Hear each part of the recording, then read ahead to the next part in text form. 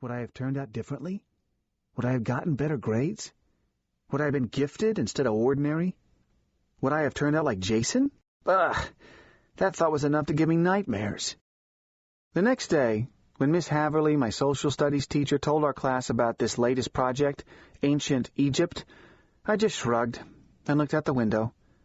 I had no way of knowing that with this project, I would be transformed from ordinary 10-year-old Annie Minetti into Andy Minetti, the magnificent mummy maker. All the 5th grades will be studying ancient Egypt, and each class will work on a display to represent that amazing civilization, Miss Haverly explained to the class. Her face flushed with excitement. This was Miss Haverly's first year teaching, and whenever she talked about a new project, her eyes lit up, and she blushed a deep pink.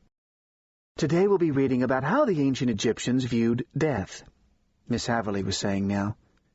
I'll be handing out study sheets that show you some of the symbols and script called hieroglyphics that the Egyptian writers used.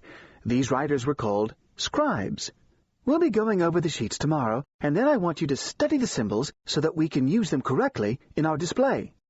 Ancient Egypt was an amazing... I yawned as Miss Haverly's voice became a jumble of background noise. I wasn't thinking about ancient Egypt.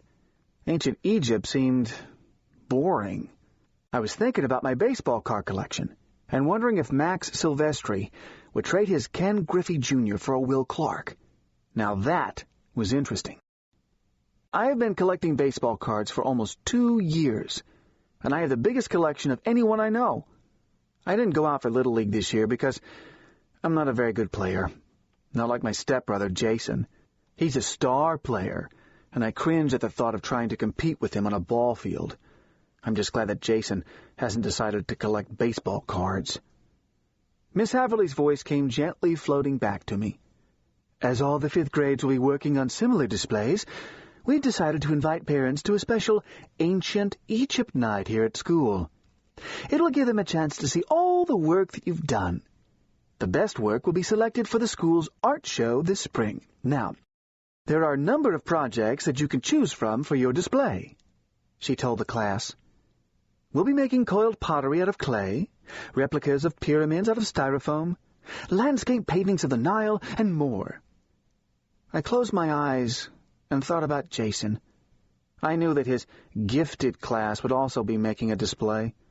I could just imagine the magnificent pot, pyramid, or picture that Jason would come up with.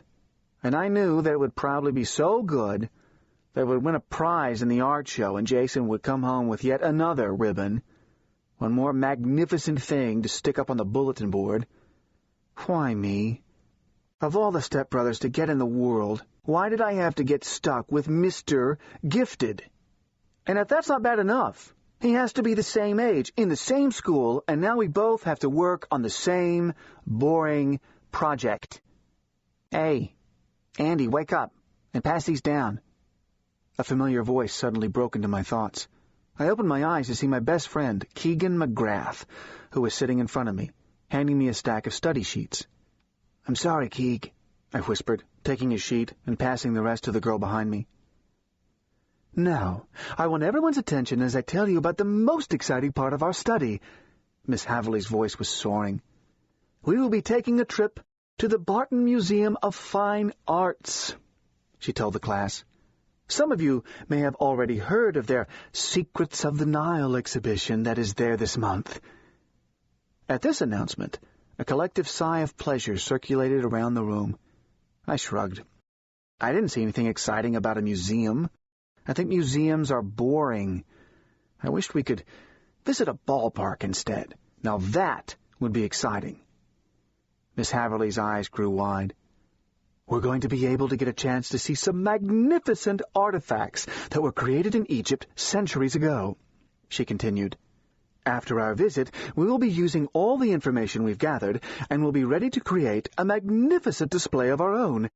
The very best work will go on to be displayed in the museum's children's gallery. Miss Haverly beamed with the exuberance of hope. I sighed, the pained sigh of the hopeless. I didn't expect to create anything magnificent.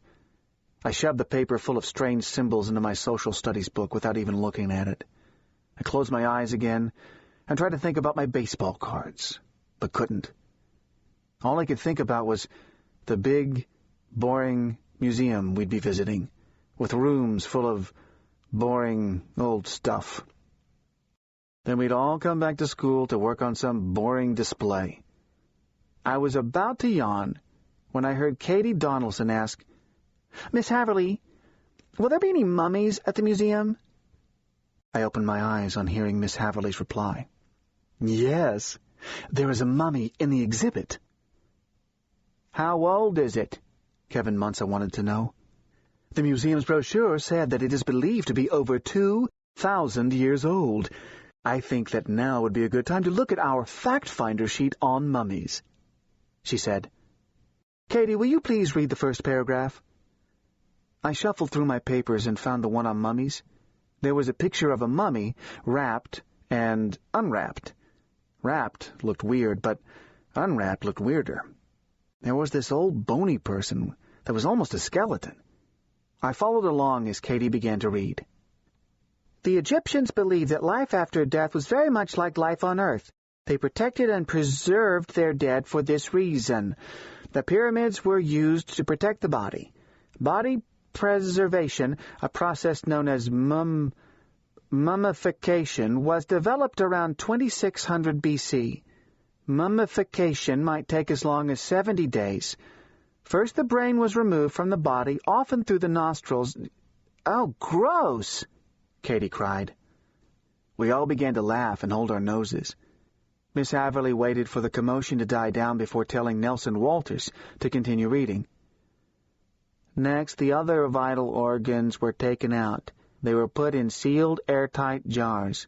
Then the body was allowed to dry out for 40 days. The Egyptians used a salt compound known as natron to do this. The body was then treated with molten resin and oils, and finally wrapped in linen bandages." "All right, you can stop there," Miss Haverly said. "That's enough about mummies for now. You'll all get to see one next week, and we'll be talking more about them then, so hang on to your sheets. Now, let's turn to page 59 in our books." "A mummy," I whispered the word under my breath, as I mechanically turned the page of my social studies book. I felt a slight breeze sweep over the back of my shoulders, and the hair on my arms stood up. What would it be like to see a real mummy? I wondered. Would it smell? Would we be able to touch it? A strange feeling of excitement tinged with fear crept over me as I thought about a body that was thousands of years old. Miss Haverly's voice came back to me as she began to read aloud. "Since the Egyptians believed in an afterlife, everything that the dead would have needed to survive in real life was placed in the tomb, such as food, clothing, jewelry, and weapons. In this way, the Egyptians felt their happiness was ensured in the afterlife." Miss Haverly paused. "Any questions or comments?" she asked.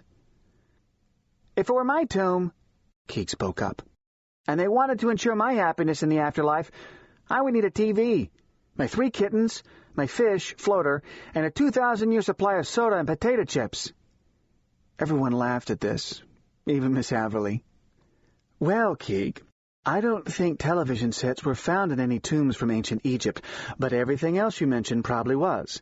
They did place offerings of food and many other things in the tomb, and if they didn't use the real thing, they used replicas. Let's all turn to page 62 to see an example of this." I turned the page and looked down to see a model ship filled with little toy Egyptian men rowing. It reminded me of my pirate ship filled with action figures. "This is a replica of a boat outfitted with slaves and supplies. It was found by archaeologists in a tomb dating back over 3,000 years ago," Miss Haverly told us. "I wonder what it's like to be a mummy in a tomb for 3,000 years, Keeg said. As we spent the rest of the period talking about tombs and mummies, I began to realize that ancient Egypt wasn't going to be as boring as I thought it would be. For the rest of the day, I thought about the mummy we were going to see in the museum on Tuesday. I had a hard time falling asleep that night.